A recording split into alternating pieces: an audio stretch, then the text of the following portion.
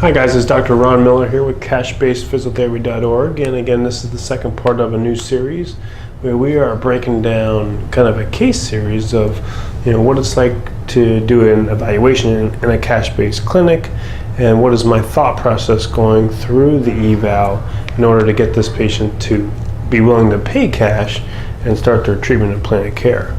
So let's go over this case. This case is a 26-year-old CrossFitter with left anterior knee pain. And the way that we found this patient is they found us through an Instagram post. So I was either tagging other CrossFit gyms in it, or I was using my CrossFit and local hashtags, and she found out about us this way. So just to go over a little history, she was doing a single leg candlestick. It's like a flip into a single leg squat about 4 months ago. She's right-handed, right side dominant. That started her left knee pain. She rested, and then she would go back to a CrossFit. It would flare up again, and she said she went to a chiropractor, got treatment with that. That made it worse, and then she ended up resting some more. And over a 2-month period, she wasn't able to ever return to CrossFit, and it just got flared up again. She consulted with another chiropractor. Not sure what they did, but it didn't work. And then 4 months later, she's just sick of her knee pain, and she consulted with me to see if I could help her. So the lead she found through an Instagram post, and that means that this cost me $0 pretty much. I mean, you could get picky and say, well, the time I took to post that Instagram post took time, and time is money, but overall I invested $0 to get the lead. Her goal is really much to get back to squatting pain-free, get the knee pain gone, fully resolved, get back to CrossFit, and maybe even train for American Ninja tryouts in December, I guess. So past medical history, she really had no red flags present, nor did she have any relevant past medical history. So just knowing that she's a 26-year-old CrossFitter, left anterior knee pain, okay, what is the differential diagnosis? What am I thinking in my head? Okay, because before I even do the evaluation, I know that she's motivated. She just wants to get better. Mostly athletes are easier cases, so she's not going to have to spend a lot of money. If I can solve this for her, I know that she's going to be willing to pay my individual rate for this, which is $150 a session. So before I even start the eval, let's think of what's a differential diagnosis, okay? So obviously she knows she has anterior knee pain. Both chiropractors told her she had anterior knee pain, but they weren't able to solve the problem of why. So we know she has patellofemoral syndrome, maybe even some fat pad irritation. CrossFitters tend to overdo it sometimes, and they never rest enough. So she could have some fat pad irritation versus patellofemoral stuff. A lot of times, number two, it could be a biomechanical problem. Their squatting techniques are bad, or she's causing too much, like a genivalgus with squatting, or they could be externally rotating her feet out too much whenever she does squatting. So it could be a biomechanics problem. A lot of times with a history of hip or SI joint pathology, you could have SI joint pain.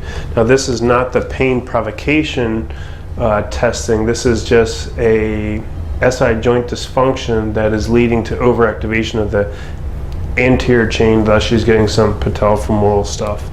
I've seen this sometimes with a lot of people, that it's you can get knee pain. I hate using the term out of alignment, but you could have SI joint dysfunction, still get anterior knee pain from it. Hip, there could be some hip impairments present with lack of hip extension that could be leading into overload of that and anterior chain again, with causing the patellofemoral stuff. Iliopsoas and rectus femoris. Hypertonicity could be overloading that patellofemoral joint. Another one that a lot of people miss is, a lot of times the adductor group can have a trigger point My massage therapist actually does that a lot. The adductor group can have a trigger point that refers to the anterior knee again. So that's 5 differential diagnoses that let's kind of do the eval and roll out each one. So biomechanics were great. Her squatting form was really good. I didn't have a problem with it. It's not a squatting or a biomechanics problem. I did not do single leg squats just because I didn't want to exacerbate her pain too much. SI joint pathology was negative for the pain provocation stuff, and I'll just say there was no dysfunction here. SI joint stuff was pretty much negative. Patellofemoral pain and fat pad irritation. Her fat pad was tender to palpate. So again, is this the cause or is this the effect? Because the other people who treated her already were treating this already and didn't make a change. So I think she has patellofemoral pain syndrome, or patellar tendinopathy or a fat pad irritation. It's just, I think this is the effect. This is not the cause. Okay, so she knows she has anterior knee pain. She doesn't need to come into me for an eval to tell her that. She already knows that. I think this is the effect. She has this. Okay, now the question is why? Adductor group, that's negative. Palpation with that. I did not reproduce her knee pain, nor did she have a trigger point there. So I started taking a look at the hip. External internal rotation was great. She had no femoral acetabular impingement, but when I did do a Thomas test,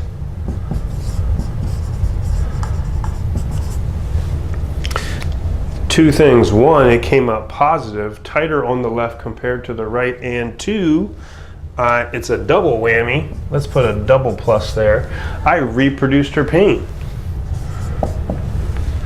So as soon as I went and did the Thomas test, it came out positive for the lack of range of motion. It was tighter on the left compared to the right, and I reproduced her knee pain. She's like, ow, that's hurting my knee pain, stop. So what I think, we already know she has patellofemoral problems, and that's her diagnosis, whatever, but the root cause of it, I think, is the lack of hip extension with, also with this, her iliopsoas was hypertonic, plus the positive rec fem, again, increasing the anterior chain, pretty much pulling on that patellofemoral joint area, overloading the patellar tendon, thus she has her problem. So I think her root cause is actually the hip dysfunction and the lack of hip extension that's overloading the patellofemoral stuff. So I think this is the cause, this is the effect, and that's the diagnosis. So treatment wise, what did I do? I did, okay, treatment wise, so during the eval, my main goal is to solve the root cause of the patient's problem. And I go through each step and I pretty much highlight this stuff. I even tell them, this is what I'm thinking. And, they kind of want to, they want to know why the other treatments failed too. So I clearly identify the root cause of what I feel the pain is, and I educate them on it, that this is the effect, this is the cause, and I show them why. And better yet, if I have some more time, I do some treatment. Okay, so my treatment within that session, I got to make a change quick. Okay, so I did an HVLAT to the lumbar pelvic spine on the left side. Then I did an iliopsoas release, some glute activation in a pain-free state. So she had some single leg bridging and single leg RDLs. And then I did some Graston to the rec fem in almost a Thomas stretch position. And I told her to reassess and squat. She was pain-free during that time, but she did get pain squatting. And she pretty much had a 50% reduction in pain just after that little treatment right there. So when you make a change to her pain within session, they're hooked. And when you solve the root cause, they're gonna love it. So she's a CrossFitter, she's motivated to get back, she wants to get back. So after I do all that and I show her a true change, I go through each step again. I ask the patient, do they have any questions? Do they understand this and this? And they're like, yes. And then I outline a whole prognosis for them. I show them my treatment plan. Pretty much this is an easy case again.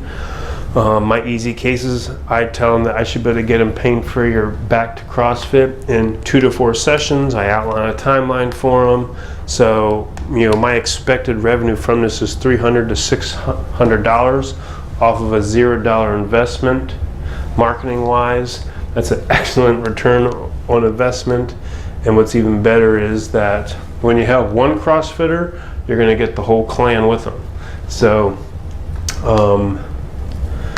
that's a good thing. And plus, she came from a CrossFitter gym that I don't have a connection with right now too. So at the end of this stuff, yes, I have a great return on my investment. That's my expected revenue coming in, and I'm going to definitely reach out to that CrossFit group because I don't have a connection with them to see if I can establish and try to maximize some more word of mouth referrals after I help her and get her back. So this is another example of a case study on the PT side of things. I hope you kind of look at the symptom, my differential diagnosis, my thought process of when I was ruling and rolling out pathologies, kind of going over the cause and effect and really solving the root cause of the problem. And again, this is an easy case. She's young, healthy, active, motivated to get back. I only need a couple sessions, twice a week for 2 weeks, done. And then you go from there. From a business standpoint, you can see that this was an easy case based off of young, healthy, active, CrossFitter, very motivated. Spent zero money on marketing, Instagram posts. I was using my Instagram strategy, ruled out red flags, screened them, really educated the patient on the root cause of why she's experiencing this. I was able to show a within session change. At the end, the plan, easy case. I do easy versus complex. Complex cases get treatment packages, easy cases, 2 to 4 sessions, 150 a session. That's my expected return on my investment, and that's how you do it. So let me know if you have any questions. Please put them in the comment box below. If you have any more questions, please either send me an email, cashbasedpt@gmail.com. You can visit the website at cashbasedphysiotherapy.org. Please follow us on Facebook, subscribe to the YouTube channel. Let us know if you have any questions or concerns, and thanks for tuning in.